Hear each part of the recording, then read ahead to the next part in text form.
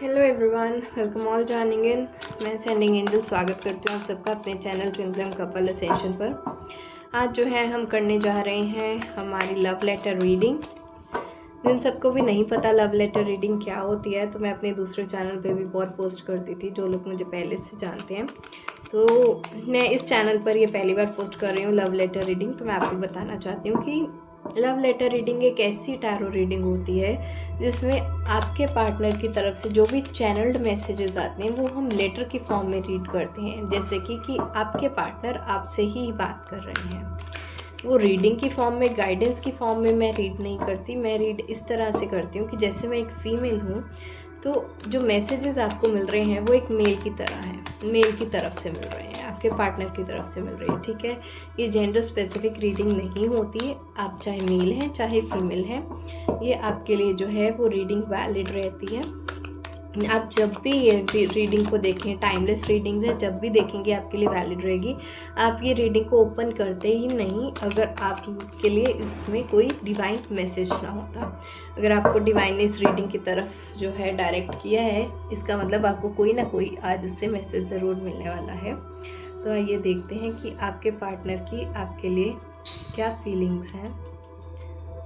मैं इसको mail form में रीड करूँगी कि ये लेटर जैसे कि मेरे लिए किसी मेल की तरफ से आया है।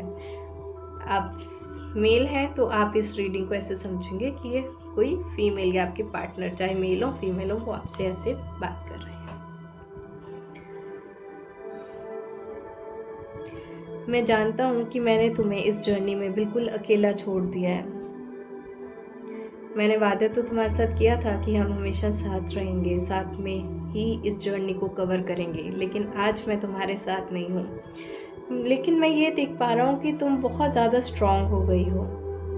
तुम अपनी जर्नी पर अकेले भी चल पा रही हो। जहाँ पर तुम मेरे ऊपर बहुत ज़्यादा डिपेंडेंट थी, आज मैं ये देख पा रहा हूँ कि तुम इंडिपेंडेंट एनर्जीज में ऑपरेट करती हुई आगे बढ़ती जा रही हो अपनी लाइफ में। तुमने मुझे कभी छोड़ा नहीं है पीछे। तुमने मेरी ब्लेसिंग्स को, मेरे प्यार को अपनी स्ट्रेंथ बनाकर अपने साथ ले जा रही हो और लाइफ में आगे बढ़ती जा रही हो। मैं यहाँ तुम्हें बहुत अच्छी एनर्जीज में देख रहा हूँ। तुम मेरे लिए गॉडेस ऑफ द मून बन गई हो। ऐसा लग रहा है कि तुमने बहुत ज़्यादा तुम्हारे इमोशनल स्टेबिलिटी के ऊपर काम किया है। तुम इमोशनली बहुत स्टेबल हो गई हो, जो मेरे लिए बिल्कुल भी एक पल नहीं गुजार सकती थी। आज तुम मेरे बिना बहुत अच्छा कर रही हो, लाइफ में ग्रो कर रही हो और बहुत आगे बढ़ रही हो।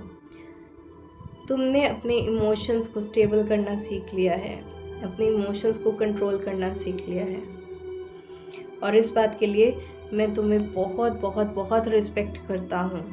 तुम मेरे लिए बहुत बहुत बहुत ब्यूटीफुल हो, एक गॉडेस ऑफ द मून हो। इतनी ब्यूटीफुल पर्सन मैंने अपनी लाइफ में कभी नहीं देखी। एक एंजल की तरह हूँ।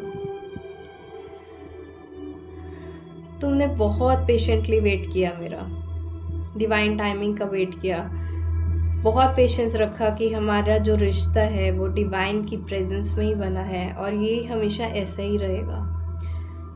तुम पेशेंटली मेरा वेट करती रही, लेकिन मैंने तुम्हारी तरफ कोई एक्शन नहीं लिया, कोई स्टेप नहीं लिया। और मुझे जहाँ तक लग रहा है शायद तुम आज भी मेरा वेट कर रही हो। तुमने इस जर्नी को आगे ज़रूर अपना कैरी फॉरवर्ड किया, लेकिन तुम मुझे भूली नहीं हो। तुम आगे बढ़ती जा रही हो लाइफ में और साथ में मेरा वेट भी करती जा रही हो। मैं तुम्हारे पास आना चाहता हूँ। मैं चाहता हूँ कि जो तुम मेरा इंतज़ार कर रही हो वो हमारे प्यार की जीत में बदले, लेकिन इस टाइम पर मैं मजबूर हूँ, स्टक हूँ, टाइड हूँ। मुझे आने का रास्ता नहीं मिल पा रहा है। बहुत सारी चीज़ें हैं हमारी लाइफ में जो ख़राब हो चुकी हैं। मैं जानता हूँ तुम मुझसे बहुत प्यार करती हो, लेकिन अब तुमने अपना वो प्यार दिखाना मुझे बंद कर दिया है। तुम्हें ऐसा महसूस होता है कि प्यार दिखाने से या जताने से नहीं होता, प्यार तो प्यार होता है। ये तो महसूस करने की चीज़ है। तुमने अपने प्यार को एक्सप्रेस करना ज़रूर बंद कर दिया है, क्योंकि हमारी जो लाइफ में बहुत कुछ चीज़ें हैं जो ख़राब हुई हैं, लेकिन इसका मतलब ये नहीं है कि तुम्हारा प्यार कम हो गया है या तुम मुझे भूल गई हो। ऐसा बिल्कुल भी नहीं है।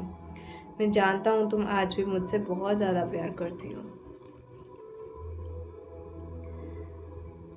तुम्हें लगता होगा कि मैं अपनी लाइफ में बहुत ज़्यादा इंजॉय कर रहा हूँ, मैं थर्ड पार्टी के साथ खुश हूँ, मेरे बहुत से फ्रेंड्स हैं, मैं अपनी फैमिली के साथ खुश हूँ, लेकिन ऐसा बिल्कुल भी नहीं है।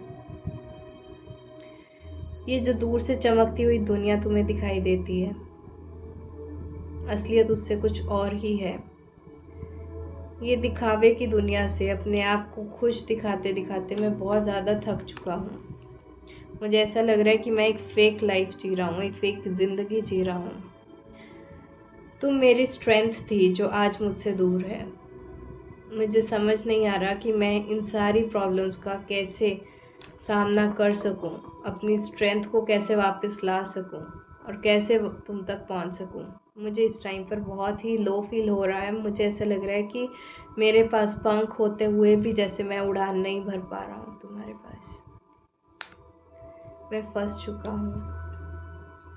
मैं स्ट्रैटेजी प्लान कर रहा हूँ कि किस तरह से तुम्हारी तरफ आगे को बढ़ा जाए, कैसे तुम्हें कमिटमेंट दी जाए, कैसे जो दिल की चाबी में तुम्हारे पास है, मेरे दिल की चाबी, मैं कैसे उस तक पहुंच सकूं और कैसे मेरी हीलिंग हो, कैसे हम दोनों साथ में खुश रहें। मैं इस सब के बारे में बहुत बहुत ज़्यादा सोचता हूँ। इस टाइम पर जैसे मेरी सारी सेंसेस ही काम करना बंद कर गई हैं। मुझे बहुत ही रेस्ट की ज़रूरत है।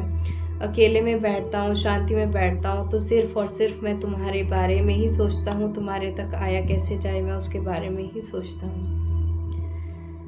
इतना ज़्यादा सोचता हूँ कि मैं कभी कभी परेशान भी हो जाता हूँ कि मेरा फोकस मेरे काम से हटकर सिर्फ और सिर्फ तुम पर क्यों है। मैंने कभी तुम्हें इतनी इम्पोर्टेंस नहीं दी, लेकिन आज तुम्हारे जाने के बाद तुम इतनी इम्पोर्टेंट कैसे हो गई हो मेरे लिए, मैं खुद समझ नहीं पा रहा हूँ। मैं इस सारी सिचुएशन से बाहर निकलना चाहता हूँ। जितनी भी हमारी लाइफ में चीज़ें ख़राब हुई हैं, मैं उन सब चीज़ों को पीछे छोड़कर तुम्हारे साथ एक नई शुरुआत करना चाहता हूँ। मैं अपनी हीलिंग करूँगा, अपनी इमोशनल ग्रजेस से बाहर निकलूँगा। जो नेगेटिविटी है, टॉक्सिसिटी है, जिस नज़रों से मैं तुम्हें देखता हूँ वो बहुत प्योर है, बहुत डिवाइन है, लेकिन इस टाइम पर बहुत सी ऐसी चीज़ें हैं जिससे वजह से मैं बाहर नहीं आ पा रहा हूँ। मेरी इमोशंस बहुत ज़्यादा इंस्टेबल हो गए हैं तुम्हारे जाने से। जब तक मैं अपनी वो ग्रजेस को निकाल नहीं देता, फॉरगिवनेस की एनर्जी में ऑपरेट नहीं करता, तब तक मैं तुम्हारे पास वापस नहीं आ सकता। मुझे थोड़ा हीलिंग के लिए वक्त दो, मैं ज़रूर वापस आऊँगा, लेकिन अभी मैं तुम्हारे पास नहीं आ सकता। ये हमारी आज की एक शॉर्ट लव लेटर रीडिंग थी। अब इसमें से कुछ मैसेजेस मुझे चैनल हुए हैं जो मैं आपको बता दूं कि आपके जो पार्टनर हैं, मुझे यहाँ पे 3 to 6 डेज़ में उनके अंदर बहुत ज़्यादा बड़ा चेंज आता हुआ दिखाई दे रहा है। 3 to 6 डेज़ के अंदर उनकी एनर्जी चेंज होगी और आपकी तरफ वो जो एक्शन लेंगे वो 3 हफ्ते से पहले एक्शन नहीं लेंगे। उनकी एनर्जीज़ में चेंज ज़रूर आएगा, लेकिन अपनी वो प्लानिंग प्लॉटिंग करते हुए जो यहाँ पे दिख रहे हैं, वो 3 हफ्ते से पहले आपकी तरफ नहीं आएंगे, नहीं कोई कदम बढ़ाएंगे, ना ही कोई एक्शन लेंगे। और यहाँ पर आपकी जो एनर्जीज़ हैं, आपको आगे लाइफ में ऐसे ही बढ़ते जाना है। अपने पार्टनर को आप जो है एनर्जी फॉर्म में अपने साथ रखें, ब्लेसिंग्स के फॉर्म में साथ रखें, लव के फॉर्म में साथ रखें, उनकी एनर्जीज़ को साथ रखें। अगर 3D वर्ल्ड में इस टाइम पर वो आपके साथ नहीं भी हैं, इसका मतलब ये नहीं है कि आप अलग हो गए। आप अपनी लाइफ में आगे बढ़ते जाएं, वो आप तक आकर एक दिन ज़रूर मिल जाएंगे। आपको अपनी एनर्जी जैसे ही पॉजिटिव रखनी है, लाइफ में आगे बढ़ते जाना है और अपने पार्टनर को भुलाना भी नहीं है। ये थी हमारी आज की रीडिंग। आपको ये रीडिंग अच्छी लगी हो तो लाइक करें, सब्सक्राइब करें, इस चैनल को शेयर करें अपने फैमिली, फ्रेंड्स एंड कोलीग्स के साथ। आज के लिए इतना ही। Bye bye, take care, blessings.